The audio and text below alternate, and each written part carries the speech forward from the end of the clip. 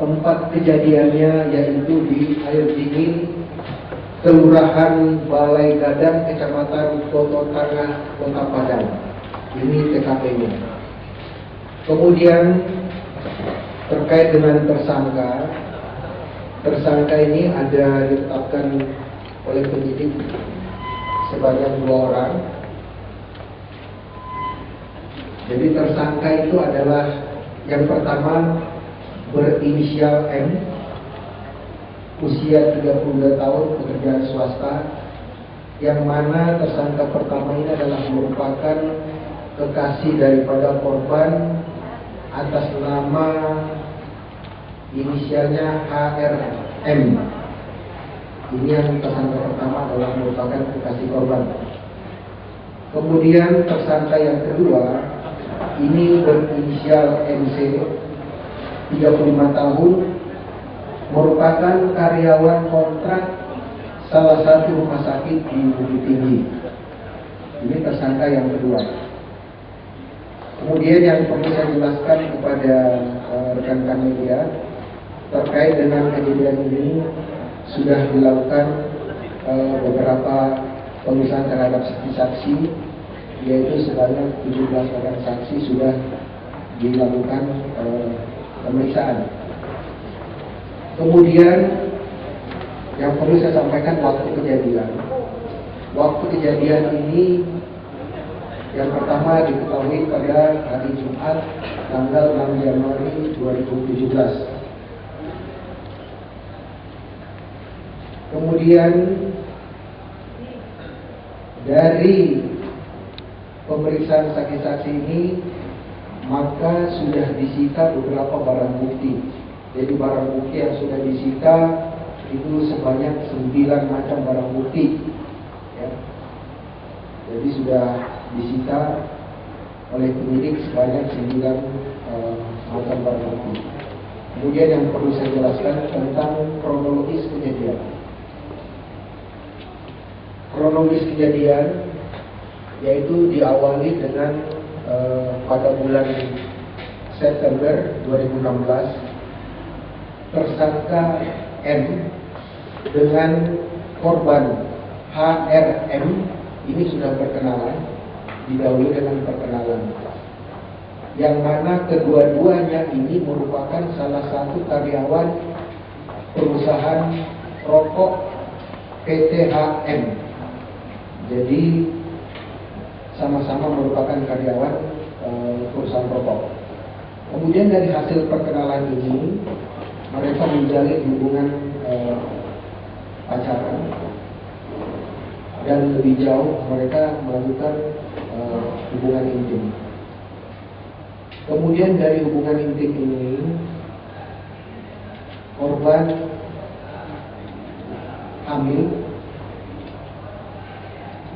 Pada saat sudah diketahui bahwa korban itu positif hamil, kemudian tersangka dan korban sepakat untuk menggugurkan kandungan. Untuk menggugurkan kandungan ini, tersangka mencari informasi melalui internet. Kemudian didapatlah bahwa untuk menggugurkan itu ada salah satu obat yang didapat dengan mereknya merek G. Nah, dari hasil browsing di internet ini, kemudian tersangka menghubungi tersangka 2, atau tersangka 1 menghubungi tersangka 2 yang merupakan kawan tersangka. Kawan tersangka ini merupakan karyawan kontrak di salah satu rumah sakit di Bukit Tinggi. Kemudian meminta disiapkan atau dicarikan jenis obat yang sudah di-browsing tadi di internet, yaitu mereknya D. Yang saya sebutkan, tidak saya sebutkan jenis obatnya, tapi inisialnya ada, obatnya D. Kemudian disiapkanlah oleh tersangka 2 obat ini. Dengan jalan mentransfer uang kepada tersangka 2, kemudian tersangka 2 mengirimkan obat tadi kepada tersangka 1. Setelah tersangka satu mendapatkan obat ini, kemudian diberikan kepada korban. Korban meminum obat yang pertama itu sesuai dengan anjuran atau sesuai dengan aturan pemakaian yang sudah disampaikan oleh tersangka 2 sebanyak 5 butir. Pada saat sudah diminum 5 butir ini, ternyata tidak seluruhnya bersih. Kemudian tersangka 1 memesan kembali obat yang disiapkan pada saat pertama kali. Kemudian pada tanggal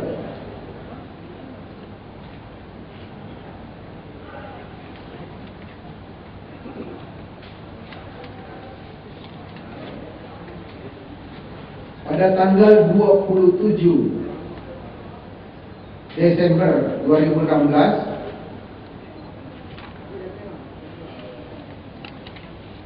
tersangka mentransfer uang kembali kepada tersangka 2 untuk meminta obat untuk dikirimkan kembali. Saya ulangi, yang pertama itu tanggal 27 Desember, tersangka memesan obat sebanyak 5 butir. Kemudian pada tanggal 29 Desember, tersangka meminta obat kembali kepada tersangka 2. Kemudian disiapkan oleh tersangka 2, kemudian dijemput langsung oleh tersangka 1 ke Bukit Tinggi. Pada saat diminumkan kembali ternyata belum bersih juga. Kemudian dipesan lagi untuk yang ketiga kalinya. Diminumkan kembali sesuai dengan aturan pemakaian, tapi ternyata tidak bersih, belum bersih. Kemudian pada tanggal 4 Januari 2017, tersangka M membawa korban berobat ke salah satu bidan. Kemudian dikarenakan kondisi korban HRM tadi menurut pertimbangan bidan sudah sangat mengkhawatirkan, sehingga saran bidan untuk berobat ke rumah bersalin AB. Setelah dilakukan pemeriksaan oleh dokter, disarankan atau hasil pemeriksaan itu disarankan untuk dilakukan pembersihan atau yang namanya lebih dikenal dengan kuret. Tapi korban menolak. Sekira pada pukul 13.30, korban mengalami kejang-kejang dan tidak sadarkan diri. Kemudian korban dibawa ke rumah seorang buya untuk dilakukan pengobatan. Tetapi oleh buya menyarankan untuk dibawa ke rumah sakit. Kemudian sekitar pukul 15.00 korban tiba di rumah sakit Payakumbuh, salah satu rumah sakit di Payakumbuh, dan pihak rumah sakit menyatakan korban telah meninggal dunia. Dari hasil pemeriksaan saksi kemudian tersangka, maka pasal yang dipersangkakan adalah pasal 347 KUHP atau 348 KUHP atau pasal 349 KUHP atau pasal 299 KUHP junto pasal 75 ke 1 ayat 1 dan ayat 2 junto pasal 194 Undang-Undang Kesehatan Nomor 36 Tahun 2009. Jadi dari hasil pemeriksaan penyidik, ditetapkan 2 orang tersangka. Kemudian pada saat sekarang ini lagi dilakukan pengembangan dan akan dilakukan otopsi terhadap jenazah yang kemungkinan besar pada Selasa depan akan dilakukan penggalian kubur daripada jenazah untuk dilakukan otopsi. Jadi saya kira itu aja yang perlu saya sampaikan. Mungkin ada pertanyaan, silakan.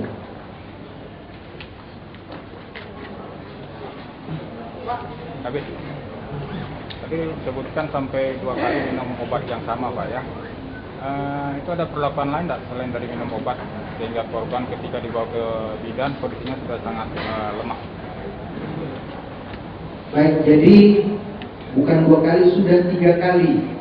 3 kali diberi obat yang sama, karena pemberian obat pertama dikatakan bahwa belum bersih, belum keluar semuanya.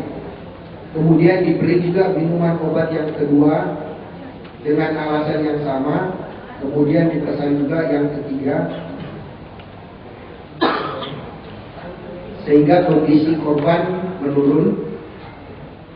Oleh karena pertimbangan daripada tersangka bahwa kondisi korban sudah menurun, sehingga dibawalah ke bidan. Kemudian dari bidan menyarankan dibawa ke rumah sakit bersalin. Pada saat di pemeriksaan di rumah sakit bersalin, disarankan untuk dilakukan pembersihan atau bedah. Ini kasusnya ada pelaporan kepada kita atau sampai ditangkapnya beliau berdua ada dari gabungan atau bagaimana? Terus penangkapannya kapan? Jadi perlu saya sampaikan bahwa kejadian ini pada saat meninggal itu tanggal 4 Januari. Kemudian pada tanggal 6 Januari, pada tanggal 6 Januari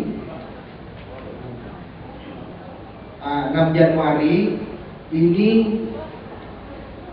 keluarga korban melapor ke cek ke rumah ke klinik, cek ke klinik apakah betul korban ini pernah berobat ke klinik ini.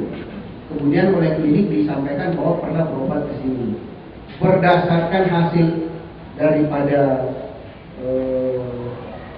orang tua atau orang tua korban mengecek ke klinik tadi, sehingga diambil kesimpulan bahwa ini matinya ini tidak wajar.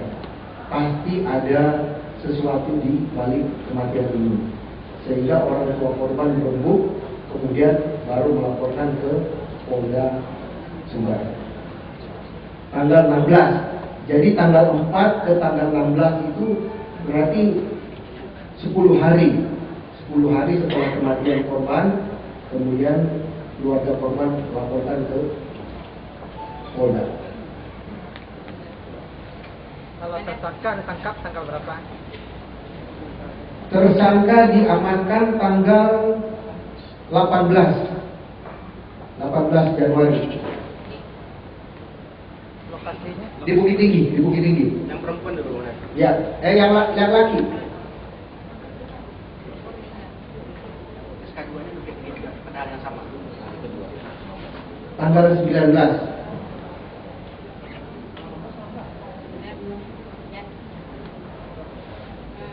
Kemarin katanya yang meninggal ini lehernya ada kecurian ke keluarga karena di leher itu ada luka.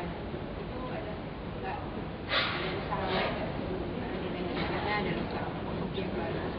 Oh, jadi nanti kita tunggu hasil otopsi aja, karena memang pada saat korban meninggal dunia itu dimakamkan sebelum pelaporan ke Polda.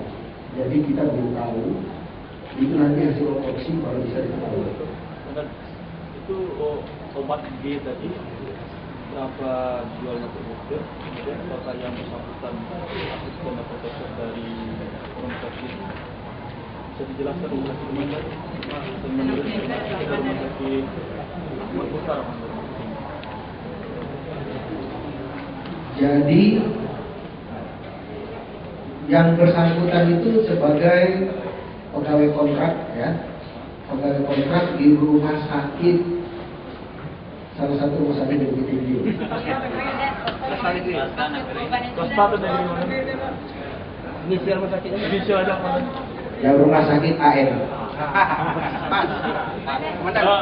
Berapa dijualnya kemana? Jadi yang pertama itu memesan 5 butir dengan harga 250.000. Jadi ditransfer sejumlah 250.000. Itu dikirim melalui travel. Melalui travel pertama, kemudian yang kedua itu ditransfer 210.000. Ini dijemput langsung oleh tersangka. Nah, itu kan seharusnya peredaran obat itu harus izin dokter, bagaimana bisa keluar obat seperti itu? Nah, ini masih dalam tahap pemeriksaan tersangka, kemudian akan dikembangkan oleh penyidik lagi. Komandan, hasil keterangan tersangka, obatnya dia dapatnya dari mana, Komandan? Jadi ini masih digali oleh penyidik, dari mana dia dapat, dari mana dia menyiapkan, apakah dia berkewajiban bisa menyiapkan obat itu. Ini masih dalam tahap pengembangan oleh penyidik. Ya. Alasan tersangka satu dengan korban bersepakat menurunkan kandungan apa? Jadi alasannya bahwa mereka belum siap untuk menikah. Jadi alasannya untuk menggugurkan itu bahwa mereka belum siap untuk menikah. Udah berapa bulan hamil korban, Pak? Hamil korban udah berapa bulan? Usianya, usia kehamilannya? Jadi berdasarkan pemeriksaan tersangka bahwa kehamilan korban sudah berkisar sekitar 5 sampai 6 minggu. Ya, masih ada? Komandan. Umur korban belum ada. Umur korban 23 tahun. Di mahkamah di mana, Mas? Jadi saksi-saksi yang sudah diperiksa, yang pertama itu adalah ayah kandung korban, paman korban, tante korban, tetangga korban, kemudian ibu kandung korban, kemudian bidan di klinik yang dibawa tadi korban untuk berobat, kemudian asisten dokter klinik yang saya sampaikan tadi, kemudian dokter kliniknya juga sudah diperiksa, kemudian adik kandung tersangka, ibu kandung tersangka yang mengantarkan dan menemani tersangka pada tanggal 4 Januari 2017, kemudian yang mengantarkan tersangka ke rumah Buya dan ke rumah sakit di Payakumbuh, kemudian bidan yang pernah menangani tersangka korban, kemudian termasuk pemilik mobil rental yang digunakan selama melakukan perjalanan pada tanggal 4 Januari, kemudian dokter yang menangani pada tanggal 4 Januari, kemudian dokter yang menangani pada saat tiba di rumah sakit Payakumbuh. Itu ada 14 orang saksi yang sudah diperiksa. Kedepannya kemudian ada saksi yang akan tambahan tersangka ke depan. Sejauh ini pemeriksaan kita ada tersangka calon, kemungkinan tersangka baru nggak? Jadi untuk sementara masih 2 tersangka yang ditetapkan, namun dari hasil pemeriksaan lanjutan atau pengembangan kita masih menunggu hasil pemeriksaan dari penyidik apakah masih ada tersangka lain atau tidak. Tapi untuk sementara baru 2 tersangka, 2 orang yang ditetapkan sebagai tersangka. Sudah? Yang menangkap ke subdit berapa, Komandan? Jadi subdit 4 Krimkum.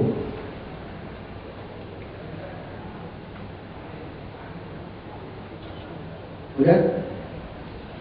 Jadi saya kira cukup sekian pada hari ini. Terima kasih atas kehadirannya. Assalamualaikum warahmatullahi wabarakatuh.